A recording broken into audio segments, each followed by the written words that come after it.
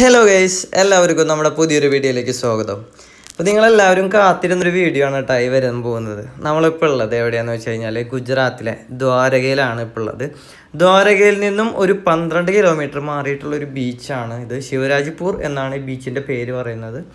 അത്യാവശ്യം നല്ല വാട്ടറും നല്ല ക്ലീൻ ആയിട്ടുള്ളൊരു ബീച്ച്, നല്ല അടിപൊളിയായിട്ട് ഇവർ സംരക്ഷിക്കുന്ന ഒരു ബീച്ച് തന്നെയാണിത്. അപ്പോൾ ഈ ഒരു ബീച്ചിലേക്ക് കടക്കാനായിട്ട് നമുക്ക് 30 രൂപയുടെ ഒരു എൻട്രി പാസ് എടുക്കേണ്ടതായിട്ടുണ്ട്.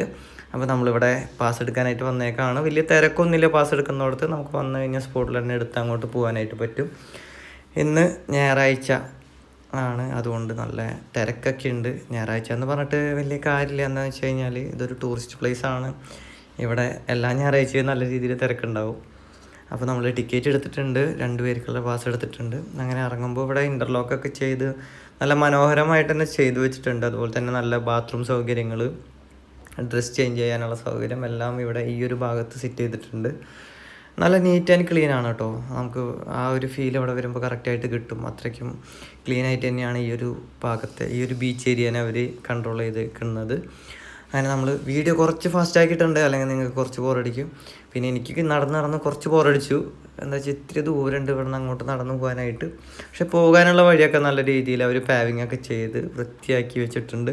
പിന്നെ നമ്മൾ കടക്കാൻ പാടില്ലാത്ത ഏരിയ എന്ന് പറഞ്ഞിട്ട് അവരിങ്ങനെ നെറ്റടിച്ച് വെച്ചിട്ടുണ്ട്. ആളുകൾ ബീച്ചിലേക്ക് അനധികൃതമായിട്ട് കയറാതിരിക്കാനാണ് തോന്നുന്നത്. ആ ഒരു രീതിയിലൊക്കെ വെച്ചിട്ടുണ്ട്. അല്ലെങ്കിൽ അവിടുത്തെ ആ ചെടികൾ പോലത്തെ ആ ഒരു സംഭവങ്ങൾ, ആ ഒരു പച്ചപ്പ് നശിച്ചു പോകും ആളുകൾ ഇതിലൊക്കെ പോയിട്ട്. അതുകൊണ്ടാണ് അവർ ആ നിർദ്ദേശിച്ച വഴിയിലൂടെ പോകാനായിട്ട് നമുക്ക് ആ ഒരു വലയൊക്കെ കെട്ടിങ്ങനെ സെപ്പറേറ്റ് ചെയ്തേക്കുന്നത്. അങ്ങനെ ബീച്ചിൽ വന്നപ്പോൾ നല്ല തിരക്കുണ്ടായിരുന്നു. ഫ്രണ്ടിൽ നിന്ന് കണ്ട പോലെ അത്ര, ആ എൻട്രിയിൽ കണ്ട പോലെ അത്ര എന്താ പറയുക തിരക്കില്ലാത്തൊന്നും ഇരിക്കുന്നില്ല. നല്ല തിരക്കുണ്ടായിരുന്നു. അപ്പോൾ ഈ ഒരു കറുപ്പ് ഷർട്ടിട്ട ഒരു പയ്യൻസില്ലേ, അവനാണ് നമ്മളെ സ്കൂബ ഡൈവിൻ്റെ അടുത്തേക്ക് കൊണ്ടുപോകുന്നത്. അപ്പോൾ അവിടെയാണ് അതിൻ്റെ കാര്യങ്ങളൊക്കെ ഉള്ളത്. അപ്പോൾ പുള്ളിയുടെ അടുത്ത് സംസാരിച്ച് നമ്മൾ സെറ്റ് ചെയ്തു. നമ്മൾ ഇവിടേക്ക് വരുന്നതിനും ഒരാഴ്ച മുന്നേ തന്നെ ഇവരായിട്ട് കോൺടാക്റ്റ് ഉണ്ടായിരുന്നു സ്കൂബക്കാരായിട്ട്. എന്താണെന്ന് വെച്ച് കഴിഞ്ഞാൽ ഈ ഒരു ടൈമിൽ കടലിലെ വാട്ടർ കുറച്ച് കലങ്ങിയിട്ടുണ്ടാവും. അപ്പോൾ അതുകൊണ്ട് നമുക്ക് അകത്ത്, അതായത് കടലിനകത്തേക്ക് പോകുമ്പോൾ ആ ഒരു വിസിബിലിറ്റിയിൽ കുറച്ച് പ്രശ്നങ്ങളുണ്ടാവും. ഏറ്റവും നല്ലത്, അതായത് സ്കൂബ ഡൈവ് ചെയ്യാനായിട്ട് ഏറ്റവും നല്ലൊരു കാലാവസ്ഥ എന്ന് പറയുന്നത് നവംബർ, ഡിസംബർ, ജനുവരി ഈ ഒരു മാസം, അതായത് നമ്മുടെ തണുപ്പുള്ള ആ ഒരു ടൈമിലാണ് കടലിനകത്ത് സ്കൂബ ചെയ്യാനുള്ള ഏറ്റവും നല്ലൊരു ടൈം എന്ന് പറയുന്നത്. അപ്പോൾ നമ്മളിവിടെ ഡീപ്പ് ബ്ലൂ എന്ന് പറയുന്ന സ്കൂബയിലാണ് നമ്മൾ എത്തിയേക്കുന്നത്. അപ്പോൾ അവരുടെ കുറച്ച് പ്രൊസീജിയേഴ്സ് ഉണ്ട്. അതായത് നമുക്ക് അസുഖങ്ങളൊന്നുമില്ല, വെള്ളത്തിനടിയിൽ പോയാൽ ഇഷ്യൂസൊന്നും ഉണ്ടാവില്ല. അതായത് നമുക്കിപ്പോൾ എന്താ പറയുക, ശ്വാസം മുട്ട് അങ്ങനത്തെ പ്രശ്നങ്ങൾ, അല്ലെങ്കിൽ വേറെ എന്തെങ്കിലും ബുദ്ധിമുട്ടുകളോ അങ്ങനെയുള്ള ആളാണോ എന്നുള്ളതിനൊക്കെ കുറച്ച് പ്രൊസീജിയേഴ്സും പിന്നെ കുറച്ച് സൈനൊക്കെ നമ്മൾ ചെയ്ത് കൊടുക്കേണ്ടതായിട്ട് വരും. അതെന്താണെന്ന് വെച്ച് കഴിഞ്ഞാൽ ഇതൊരു ഡേഞ്ചറായിട്ടുള്ളൊരു സംഭവം കൂടിയാണ്. കടലിൻ്റെ അടിയിലേക്കാണ് നമ്മൾ പോകുന്നത്, റിസ്ക്കാണ്. അതുപോലെ തന്നെ നമ്മളിത് ഒരു പ്രാവശ്യം നമ്മൾ ട്രൈ ചെയ്യണം. എന്താണെന്ന് വെച്ച് കഴിഞ്ഞാൽ ഒരു അഡ്വഞ്ചർ എന്ന നിലയിലും നമുക്ക്, അതുപോലെ തന്നെ ആ ഒരു വെള്ളത്തിനടിയിലത്തെ ഒരു എക്സ്പീരിയൻസ് എന്ന് പറയുന്നത് അത് നമുക്ക് എപ്പോഴും കിട്ടുന്നൊരു സംഭവമല്ല. ഈ ഓക്സിജൻ സിലിണ്ടറും കാര്യങ്ങളൊക്കെ ആയിട്ടുള്ള ഒരു എക്സ്പീരിയൻസ് എന്ന് പറയുന്നത് അതൊരു റെയറായിട്ടുള്ള സംഭവം തന്നെയാണ്. പിന്നെ അത് നമ്മൾ പരമാവധി ഈ ഒരു കാലഘട്ടം, അതായത് ഇങ്ങനത്തെ ഒരു സമയം ഇതൊക്കെ ചെയ്യാനായിട്ട് നമ്മൾ യൂസ് ചെയ്യുക. നമുക്ക് പറ്റാവുന്ന സമയം അടിച്ചു പൊളിച്ച് തന്നെ ജീവിക്കാൻ നോക്കുക ഗൈസ്. അതാണ് എനിക്ക് പറയാനുള്ളത്. കഷ്ടപ്പാടും ദുരിതവും ബുദ്ധിമുട്ടുകളും എല്ലാവർക്കും ഉണ്ടാവും. അന്ന് വെച്ച് നമ്മളുടെ ലൈഫിൻ്റെ നല്ലൊരു ഭാഗം നമ്മളത് ആസ്വദിച്ച് തന്നെ തീർക്കണം. നാളേക്കൊന്നും മാറ്റി വെച്ചിട്ടൊരു കാര്യമില്ല. അതൊക്കെ അതിൻ്റെ ടൈമിൽ നടക്കും, ദാസ എന്ന് പറയുന്ന പോലെ. അങ്ങനെ നമ്മൾ സൈനൊക്കെ ചെയ്ത് കൊടുത്തു. ഞാൻ ആർച്ചോട് പറഞ്ഞു ഇനി എന്താ ഉണ്ടാവുമെന്ന് അറിയില്ല, നമ്മൾ പോവാണ്. പിന്നെ ഭഗവാന്റെ മണ്ണിലാണ് നമ്മൾ ഈ ഒരു സംഭവം ചെയ്യാൻ പോകുന്നത്. അപ്പോൾ അതിൻ്റെ ഒരു ധൈര്യവും കോൺഫിഡൻസും എനിക്കുണ്ടായിരുന്നു. പിന്നെ നീന്താനൊക്കെ അറിയാവുന്നതുകൊണ്ട് ആ ഒരു ടെൻഷനില്ല. പക്ഷേ കടലാണ്, കടലിൽ അത്ര വലിയ നീന്തൽ അറിയുന്ന ആളായാലും അതിനൊക്കെ ഒരു ലിമിറ്റേഷൻസും പരിമിതികളൊക്കെ ഉണ്ട്. നമുക്ക് പിടിച്ചാൽ കിട്ടുന്ന അത്രയ്ക്കുള്ള, അതിനും ശക്തമായ അടിയൊഴുക്കും കാര്യങ്ങളൊക്കെ ഉണ്ടാവാൻ ചാൻസ് ഉള്ളൊരു സ്ഥലം കൂടിയാണ്.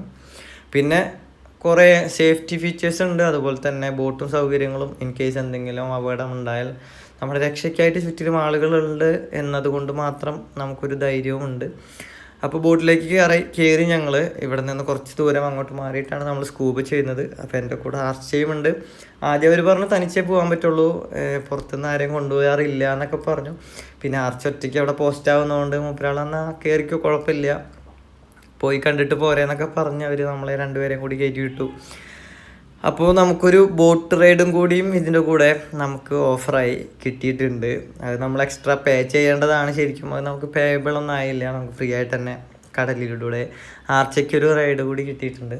അങ്ങനെ നമ്മൾ പോകാനായിട്ടുള്ള സംഭവം ബോട്ട് സ്റ്റാർട്ട് ചെയ്യുന്നു. അവർ ഓക്സിജൻ സിലിണ്ടേഴ്സൊക്കെ ചേഞ്ച് ചെയ്യാണ്. കാലി സിലിണ്ടേഴ്സ് മാറ്റി. ഇനി കാലി അങ്ങനെ എനിക്കെടുത്ത് വെച്ച് തരുമോ ഈശ്വര.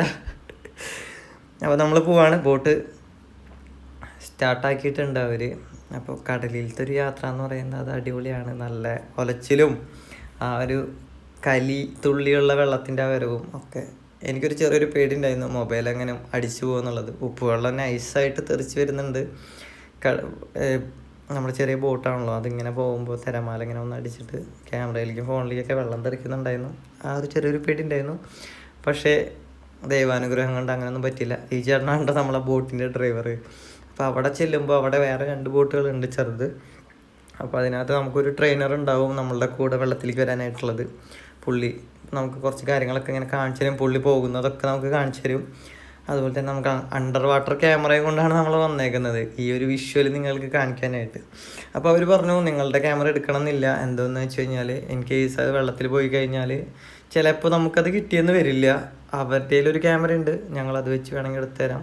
അവരിൽ അടിപൊളി ഒരു ക്യാമറ ഉണ്ടായിരുന്നു, ഗോപ്രോൻ്റെ 9 ഉണ്ടായിരുന്നു. അപ്പോൾ അതിലെടുത്ത് കഴിഞ്ഞാൽ ഇത്രയും അതിലാണെങ്കിൽ നമുക്ക് ഫ്രണ്ട് ഭാഗത്ത് നമുക്ക് കാണാനായിട്ട് പറ്റും, സെൽഫി എടുക്കുന്ന പോലെ എടുക്കാനായിട്ട് പറ്റും. ഫ്രണ്ടിൽ തന്നെ ഡിസ്പ്ലേ ഉണ്ട്.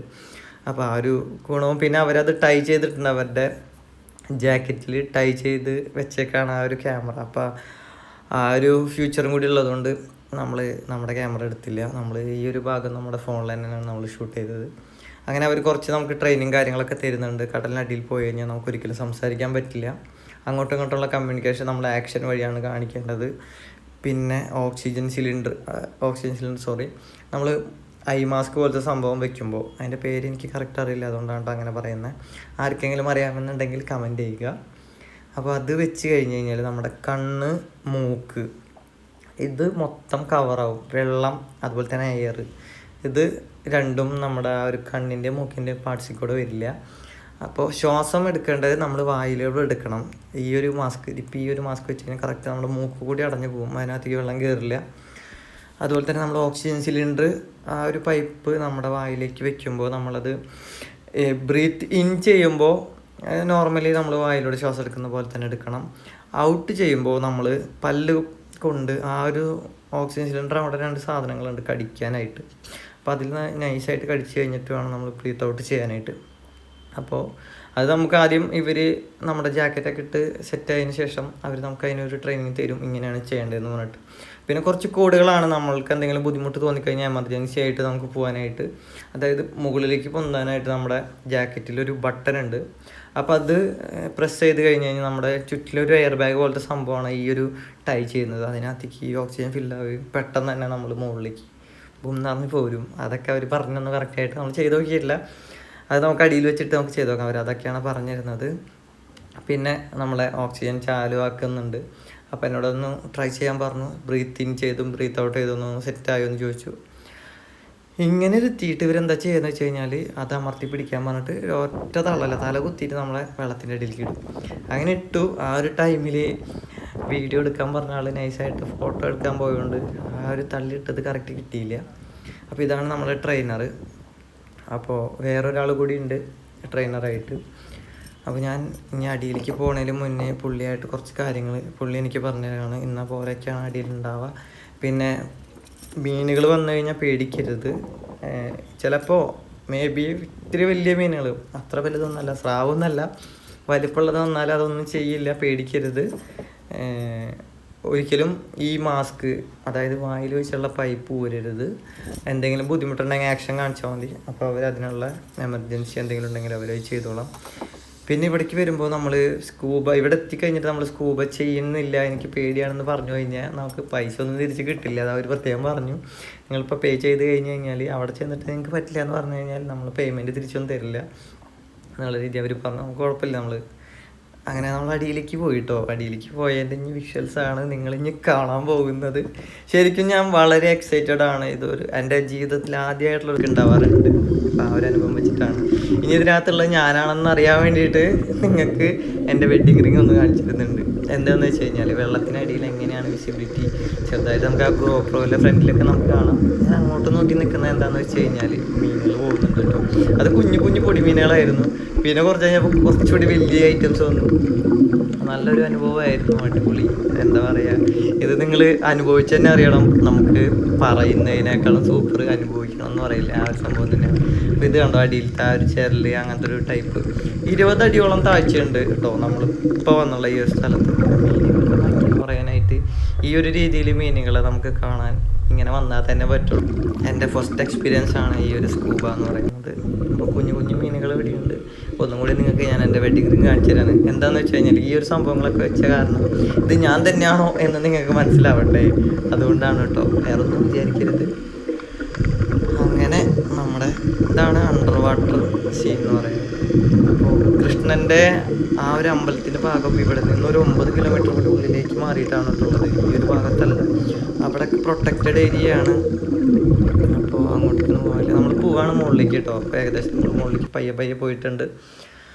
അങ്ങനെ മുകളിലേക്ക് എത്തി. അപ്പോൾ അവർ എൻ്റെ അടുത്ത് ചോദിച്ചു, ഇനിയും പോകണോ, കുറച്ചുകൂടി പോകണമെങ്കിൽ പോകാമെന്ന് പറഞ്ഞു. അപ്പോൾ ഞാൻ പറഞ്ഞു കുഴപ്പമില്ല, എനിക്കിത് മതി, വേറെ ഒന്നല്ല, ടെൻഷനൊന്നും ഉണ്ടായിട്ടില്ല. എനിക്ക് ആകെ ഒരു പേടി എന്ന് പറയാനുണ്ടായിരുന്നത് എന്താണെന്ന് വെച്ച് കഴിഞ്ഞാൽ മീനിനെ പേടിയായിരുന്നു. മീനെന്ന് പറഞ്ഞു കഴിഞ്ഞാൽ വലിയ മീനുകളുടെ അറ്റാക്ക് അങ്ങനത്തെ കാര്യങ്ങൾ എന്തെങ്കിലും ഉണ്ടാവുമോ എന്നുള്ളൊരു ആ ഒരു ടെൻഷൻ മാത്രമേ ഉണ്ടായിരുന്നുള്ളൂ.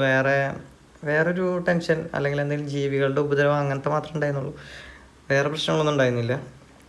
അപ്പോൾ അത്യാവശ്യം നല്ല രീതിയിൽ തന്നെ കടലിനടിയിൽ സ്പെൻഡ് ചെയ്തു.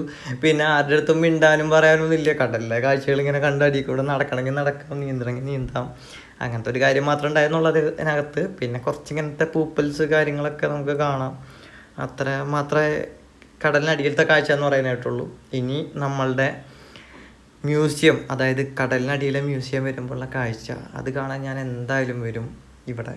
ആ ഒരു സംഭവം ഓപ്പൺ ആവണമെങ്കിൽ ഈ ഒരു സ്ഥലം എന്ന് പറയുന്നത് എനിക്ക് വളരെയധികം ഇഷ്ടപ്പെട്ടൊരു സ്ഥലം കൂടിയാണ് ദ്വാരക. വളരെയധികം ഇഷ്ടപ്പെട്ടു. ആദ്യമായിട്ടാണ് ഇവിടെ വരുന്നത് എന്നുണ്ടെങ്കിലും ആ ഒരു ഫീലേ ഇല്ലാത്തൊരു സ്ഥലം. അടിപൊളി, വളരെ സുപരിചിതമായൊരു സ്ഥലം തന്നെയാണ്. പിന്നെ നമുക്ക് വെയിറ്റ് കിട്ടാനായിട്ട് നമ്മുടെ അരയിൽ ഒരു വെയിറ്റിൻ്റെ ഒരു സംഭവമൊക്കെ അവർ ഇടുന്നുണ്ട് കേട്ടോ. ഇതിപ്പോൾ കാണിച്ചു തരാം. ഇപ്പോൾ ആ ചേട്ടൻ അത് ഊരും. ഇതാ ഈ ഊരുന്ന ആ ഒരു സംഭവം അതെല്ലാവർക്കും കെട്ടിയിടും. നമ്മൾ ഈ സിലിണ്ടറും കാര്യങ്ങളൊക്കെ ഉണ്ടല്ലോ പോകുന്നത്, ആ ബാഗ് കണ്ടോ പൊന്തി കിടക്കുന്നത്. അതെന്താണെന്ന് വെച്ചാൽ ഞാൻ അടിയിൽ നിന്ന് മുകളിലേക്ക് പോകണമെന്ന് പറഞ്ഞപ്പോൾ ആ ഒരു ബട്ടൺ പ്രസ് ചെയ്തപ്പോൾ ഈ ഒരു എയർ ബാഗിനകത്ത് ഓക്സിജൻ ഫില്ലാവുകയും പെട്ടെന്ന് തന്നെ മുകളിലേക്ക് പൊന്തി പോകുന്നു. അപ്പോൾ നല്ല ചൂടുള്ള കാലാവസ്ഥയാണെങ്കിലും കടലിൽ നിന്ന് അങ്ങോട്ട് കയറിയപ്പോൾ നൈസായിട്ട് ഞാൻ വിറച്ചു ഗൈസ്. അങ്ങനെ കടലിലെ കാഴ്ചകൾ ഇതാണ്. നിങ്ങൾ കാത്തിരുന്ന ആ ഒരു വീഡിയോ. ഇനി ഞങ്ങൾ തിരിച്ച് കരയിലേക്ക് പോവാണ്. അപ്പോൾ ഈ ഒരു വീഡിയോ എല്ലാവർക്കും ഇഷ്ടപ്പെട്ടു എന്ന് വിചാരിക്കുന്നു. ഇനി നമ്മൾ പോകാൻ പോകുന്നത് ദ്വാരകാധീശ് ക്ഷേത്രത്തിലേക്കാണ്. ദ്വാരകാധീശ് ക്ഷേത്രത്തിൻ്റെ വിശേഷങ്ങളാണ് ഇനി നിങ്ങൾ കാണാൻ പോകുന്നത്. 2500 വർഷത്തിന് മുകളിൽ പഴക്കമുള്ളൊരു ക്ഷേത്രം. ആ ഒരു ക്ഷേത്രത്തിൻ്റെ കാഴ്ച എന്ന് പറയുന്നത് അതിമനോഹരമായൊരു കാഴ്ചയാണ്. അപ്പോൾ ആ ഒരു വീഡിയോ കൂടി എല്ലാവരും കാണണം. ഈ വീഡിയോ ഇഷ്ടപ്പെട്ടാൽ ലൈക്ക് ചെയ്യുക, ഷെയർ ചെയ്യുക, കമൻറ്റ് ചെയ്യുക.